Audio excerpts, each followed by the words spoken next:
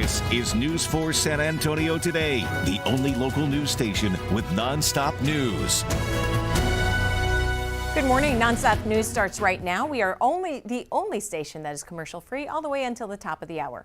We have you covered this morning. You just heard from Jeannette, and she'll give us a deeper look at weather again in just a few moments. But first, let's check in with Joy and see how traffic is shaping up. Good morning, Joy. Good morning, Marisa. You know, we were in the clear just moments ago, but we now have a fresh accident on the south side. This is Loop 1604 westbound right before Palo Alto Road. Now, I will say, not seeing any delays there just yet, but you know, we'll keep a close eye on it for you, let you know if it turns into a bigger issue. Photojournalist David Mendoza is live from Sky 4 this morning. Good morning, David. Good morning, Joy. I'm in the downtown area right now looking at 35 coming from 10. I gotta say, we're looking excellent out here. I have seen no problems from the areas that I've been in. I pretty much looped the city. We do have that accident on the south side that I might go take a peek at if I start to see a delay, but the rest of our highways are looking excellent. I'll keep my eyes open and let you know if I see anything else. Back to you. All right, David, sounds good. That's the latest.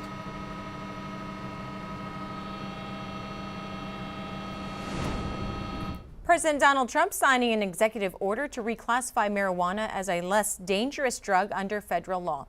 The change would make it easier for researchers to study its medicinal uses. Right now, cannabis is classified in the same category as heroin, ecstasy, and LSD. The Texas Hemp Business Council calls the president's executive order as rational, but criticized lawmakers for moving the other direction, saying this moment highlights the growing disconnect between the American public and a Congress that continues to mishandle hemp policy. The first round of renters at the soap factory apartments downtown are now moved out. They're being forced to make way for a new Missions Stadium and district. Some of them are telling us the city developer has been slow to issue them stipends to move. 10 buildings at the soap factory apartments are already vacated. They're set to be demolished to make way for a new Missions Stadium. One former resident claims the apartment management started prepping the apartments to be torn down before the tenants even had a chance to pack their bags.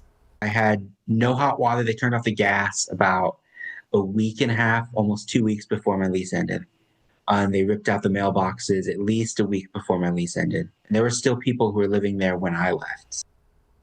Wow. Tenants who are forced to move are paid a $2,500 stipend fee only after they've already left.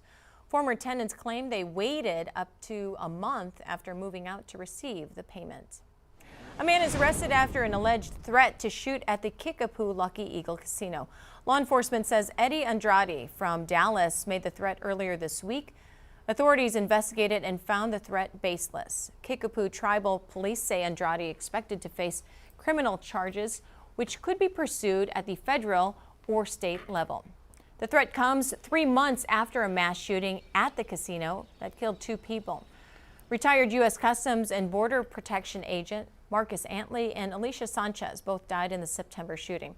San Antonio man Carrie Ann Jones is the man accused of opening fire. Jones was indicted earlier this month. His arraignment is scheduled for January 7th. 2 people were stuck on a roller coaster at Austin's Circuit of America's Peppermint Parkway Wednesday night.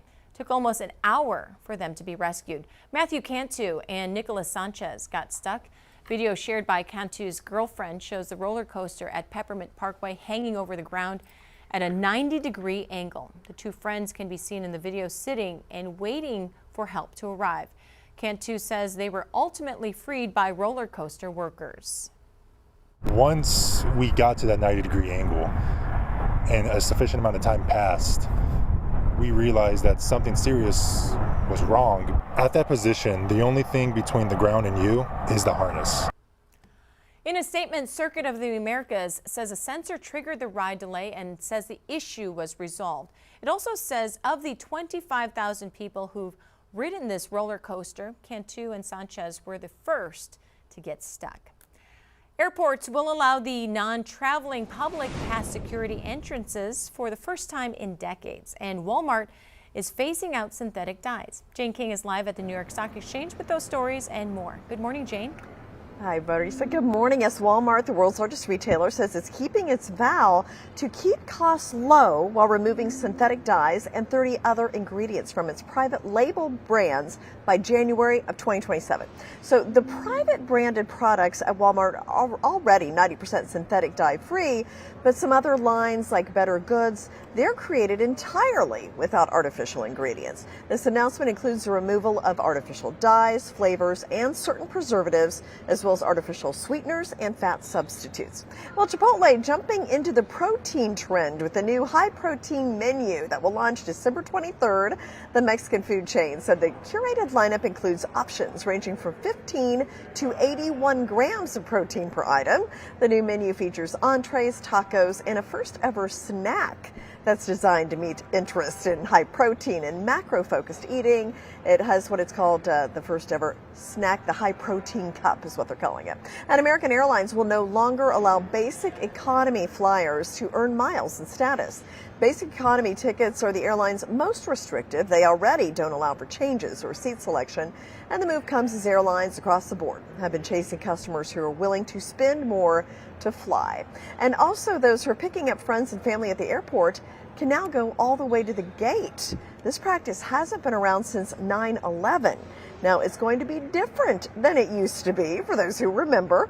Non-passengers must apply online for security clearance up to 7 days in advance of the day they want to visit the airport. They also have to have a passport or a real ID.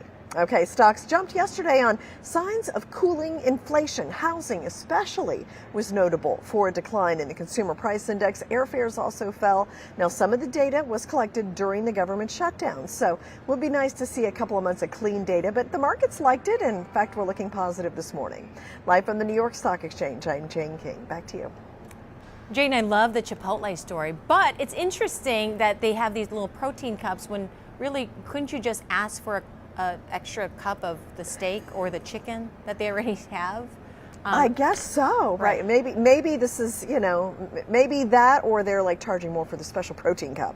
True. There's some marketing involved in this too. So. True that. Thank you, Jane. Happy Friday. We'll talk to you on Monday. Thank you. Okay. TikTok is selling its U.S. business to American investors, including Austin-based Oracle. The deal is expected to close next month. This means the social media platform can continue operating in the U.S. This ends the years-long effort from the White House to force Chinese TikTok owner ByteDance to sell its assets, citing data privacy and national security concerns. A new sorting center in South Texas is helping billions of packages get to their destinations on time. In Selma, the new USPS Package Support Annex is getting even newer toys just in time for Christmas. The machine's speeding up what used to be a manual process. It starts the moment you leave your package in a post office container. Once it's on the conveyor belt, the machine scans a package and automatically sorts it into a bin. That's before it's sent on the next leg of its journey. We're keeping up as fast as it's coming in the door. We're getting it processed and it's going out to delivery immediately. So no delays, no issues. The 242,000 square foot facility is one of the largest in South Texas with its fast operations. It also manages deliveries across the country. We are less than a week away from Christmas, and with so many people getting together for the holiday, we often don't think about the elderly and those who work hard to take care of them. News 4 San Antonio's Christina De Leon has more helpful things we can remember for those caregivers and elderly family members if you plan on paying a visit. Good morning, Christina. Yeah, good morning, Marissa. Good morning, everyone. You have so many things going on for the holidays, all that shopping going on. You may want to pay a family member a visit, and it can often be overwhelming for a caregiver or that family member, that caregiver working around the clock to care for that elderly patient. In fact, experts say 1 in 4 of us are caregivers, usually to a family member in a household, and that requires at least 27 hours a week of hands-on care. Most of them are stressed out. It can take its toll on the patient as well with a chronic illness, which can change rapidly in patients. So Dr. Cindy Johnson, who's been a family doctor for more than 30 years, says it's really important to call ahead and check with the caregiver to get a status on the patient before coming right over for a visit, especially during the holidays, just to gauge that patient to see how they're doing. What can we do together that meets the need for the patient? So that way we can lift their spirits, but not overwhelm them where they feel like they have to be forced happy for you. You don't want to put them under that stress. Yeah, so checking in is always really important. Just be open-minded how that caregiver is doing. Give them a hug, let them know you appreciate them. And of course, if you're a caregiver, you need help and resources in your area. You can always check the website, findhelp.org. Type in your zip code and all those resources in your area are right there for you online. Reporting live in the Content Center, I'm Christina De Leon. We will send it back to you, Marissa, in the studio. Christina, thank you. HEB is teaming up with Meals on Wheels to make sure older adults have a warm meal during this weekend's Feast of Sharing. HEB is putting together more than 3,000 meals.